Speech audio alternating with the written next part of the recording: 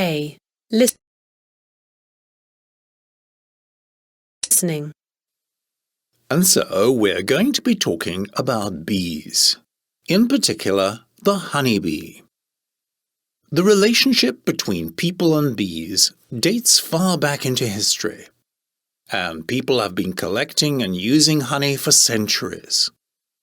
It's hard to say just what percentage of the world's agriculture relies on bees in order to produce food, but various groups estimate it could be anywhere from 30% all the way up to 90%.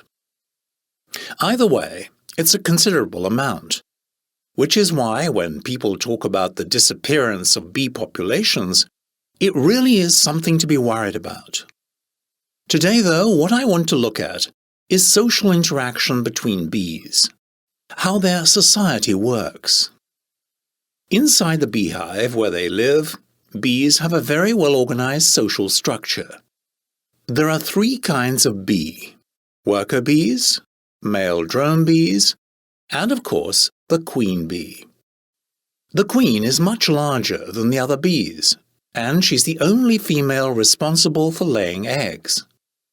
She also produces chemicals, which help control and direct the other bees in their various tasks, because each of the different types of bee has a certain job to carry out. Male drones, for example, have only one task: to fly out and breed with queen bees. Most bees in a hive are worker bees. They're entirely made up of females, and they do all of the work: building, feeding other bees, caring for the queen, gathering food from plants, and producing honey.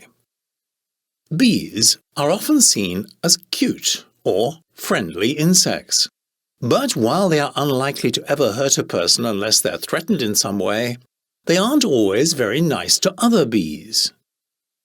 In one study in Australia, researchers found that when times are hard, for example, if there aren't enough plants to go around, bees go robbing. They steal honey from other hives. The attacking bees can be very violent, and in some cases, the bees that are being threatened may not be able to defend themselves and may end up losing their home. Still, while bees might be capable of surprisingly threatening behavior, researchers have also noticed that they can display caring behavior towards the other bees they live with.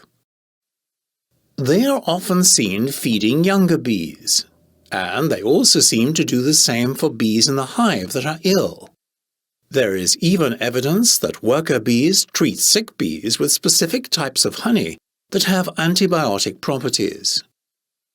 Bees have even been seen choosing different varieties of honey to use as medicine, depending on what type of illness the sick bee has.